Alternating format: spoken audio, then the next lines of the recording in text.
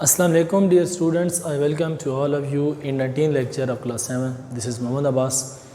Dear students, हम discuss कर रहे हैं MS Word 2007. MS Word 2007 एक वर्ड प्रोसेसिंग सॉफ्टवेयर है जिसके अंदर हम डिफरेंट किस्म की टाइपिंग के काम या टास्क जो हैं वो परफॉर्म करते हैं. डियर स्टूडेंट्स, हमने इसके कुछ कंपोनेंट्स, इसको विंडो के जो कुछ कंपोनेंट्स हैं उनको हमने डिस्कस किया था. उनमें से एक कंपोनेंट आज जो रह गया था प्रीवियस लेक्चर के अंदर वो डिस्कस करेंगे और उसके बाद हम इससे आगे बढ़ेंगे कि हम इस डॉक्यूमेंट के ज़रिए कौन कौन सी ऑप्शंस हम इसके अंदर जो चीज़ें टाइप करते हैं उस पर अप्लाई कर सकते हैं. डियर स्टूडेंट्स, हमने प्रीवियस लेक्चर में सबसे पहले जो टाइटल बार होती है और उसके साथ जो क्विक एक्सेस टूल बार थी, क्लोज, मिनिमाइज़ और मैक्सिमाइज़ के बटन थे या ऑफिस बटन था, उसको हमने डिस्कस किया. फिर हमने रिबन और रिबन के अंदर जो डिफरेंट टैब्स हैं जिनको रिबन टैब के नाम से लिखा जाता है वो हमने डिस्कस किया.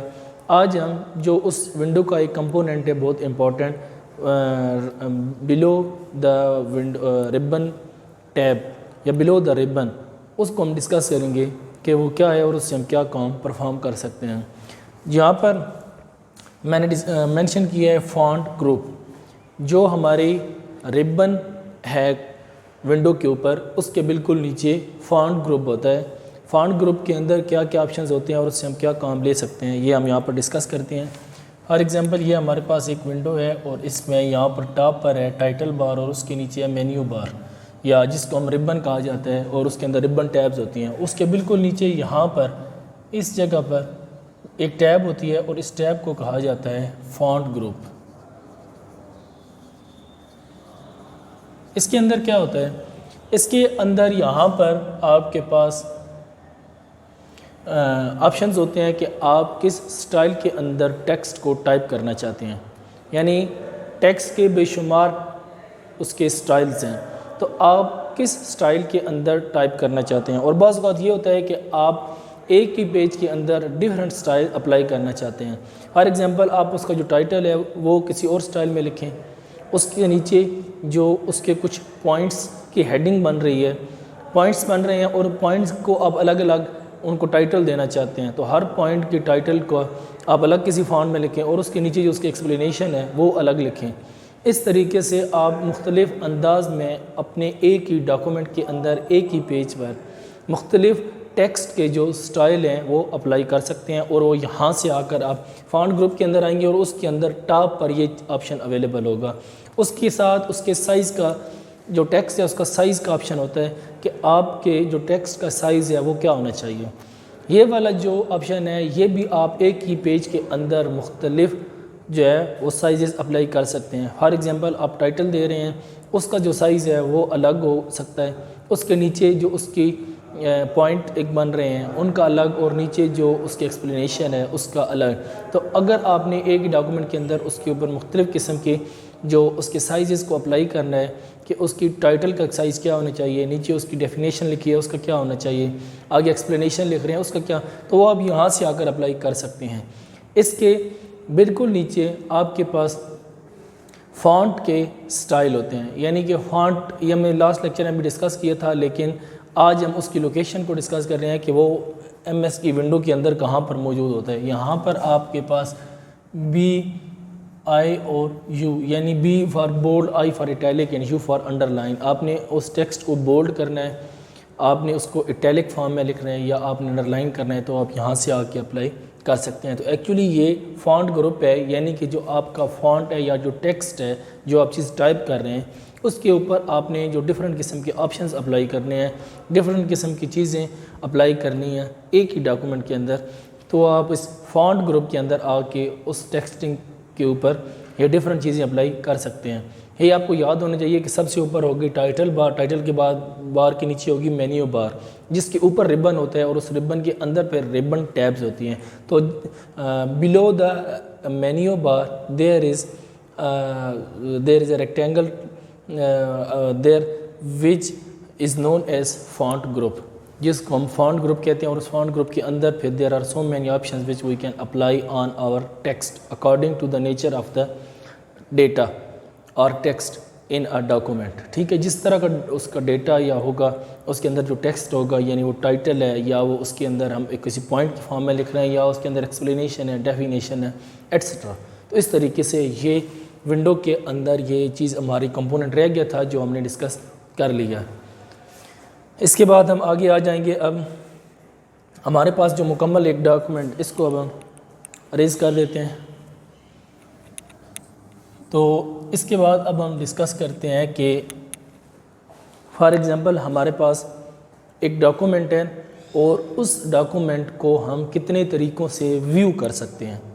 यानी हमारे पास जो कंप्यूटर के ऊपर MS की जो विंडो है उसको ओपन करते हैं और उसके अंदर हम टाइप करते हैं। जब हमने टेक्स्ट टाइप कर लिया तो उस जो टाइप्ड टेक्स्ट होगा, जो डॉक्यूमेंट होगा, उसको हम कितने तरीक़ों से व्यू कर सकते हैं। How many ways to view a document. ठीक है, उसको यहाँ पर हमने देखेंगे कि डिस्प्ले हम किस तरीके से करेंगे, changing display of a document. तो इसको हम मुख्तलिफ़ तरीक़ों से व्यू कर सकते हैं। सही है, यहाँ पर मेंशन किया गया है, सबसे पहले है वेब लेआउट। ठीक है, यानी आपने उस टेक्स्ट को अगर वेब के ऊपर देना है तो आप उसको व्यू करना चाहते हैं तो उसको कहा जाता है वेब लेआउट। जो उसकी टॉप के ऊपर हमने मेन्यू बार देखा था, वहाँ पर फाइल, उसके बाद एडिट और सेव और इसके बाद ऑप्शन होता है व्यू का। यानी उसके आप व्यू में जाकर ये सारे जो ऑप्शन हैं आप अप्लाई कर सकते हैं उस डॉक्यूमेंट के ऊपर। यानी आप देख सकते हैं कि आप उस डॉक्यूमेंट को किसी भी फॉर्म में लेकर आना चाहें। यानी web layout is a way to view the document. ठीक है, यानी वो जिस फॉर्म में भी है तो आप उसको वेब लेआउट में ला के देखना चाहते हैं तो उसके मेन्यू बार में जाएंगे और वहाँ पर जाकर व्यू के ऑप्शन के ऊपर क्लिक करेंगे तो there will be a list of different option which will contain all these options. तो वो आप इन ऑप्शंस में से जो भी ऑप्शन पे क्लिक करेंगे तो वो डॉक्यूमेंट उस फॉर्मेट में या उस फॉर्म में आपको डिस्प्ले करेगा वो सारा डॉक्यूमेंट या वो पेज जो आपने करंटली ओपन किया हुआ या वो पूरी फाइल। ठीक है, इस तरीके से वो हो जाएगी। ड्राफ्ट की फॉर्म में।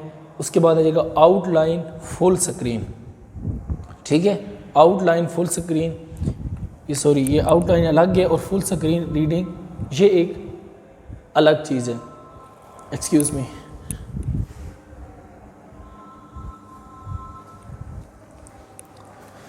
इसके बाद आ जाएगा आउटलाइन व्यू।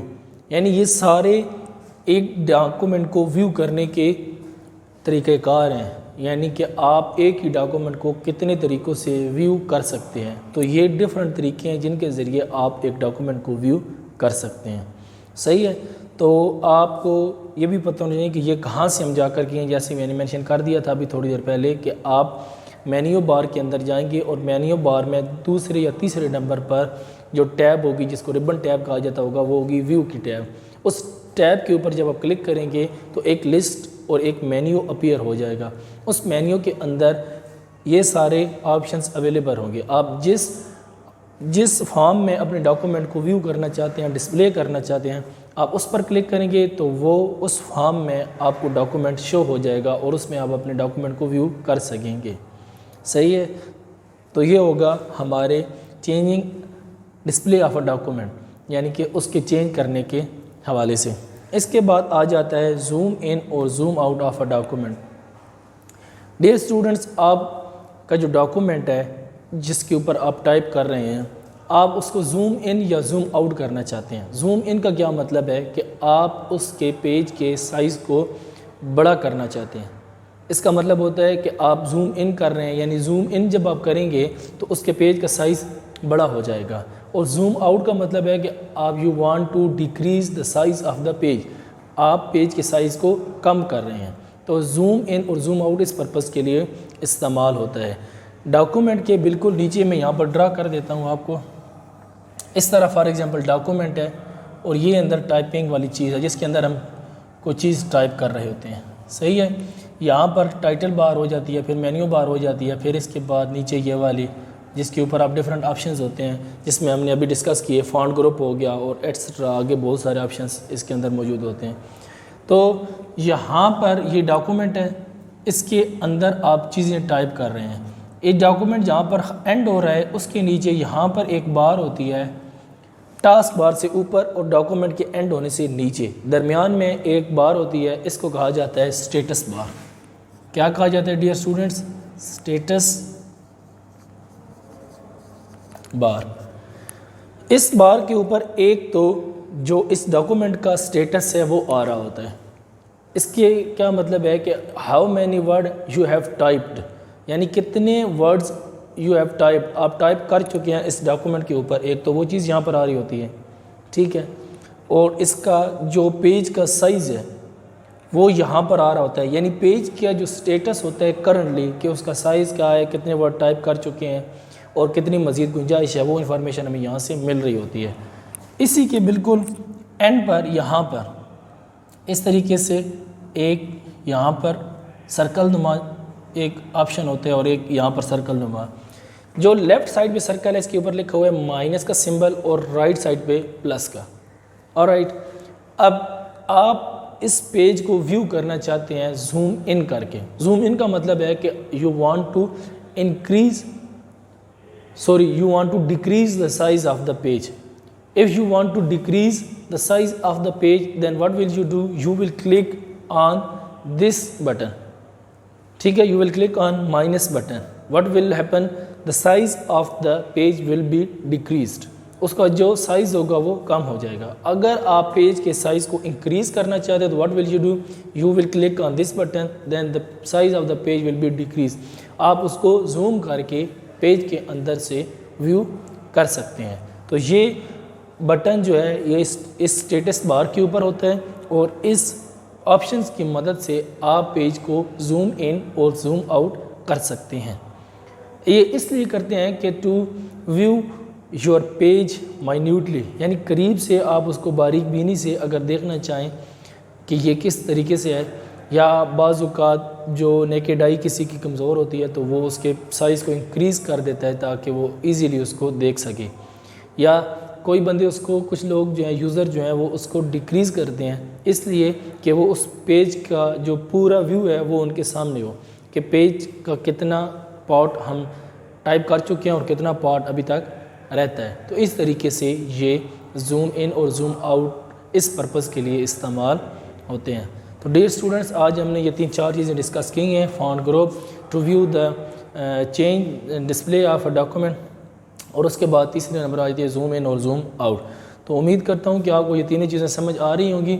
और फिर मैं आपको ये चीज़ ज़रूर कहना चाहूँगा कि डियर स्टूडेंट्स, आप इन चीज़ों को ज़रूर प्रैक्टिकल परफॉर्म करें।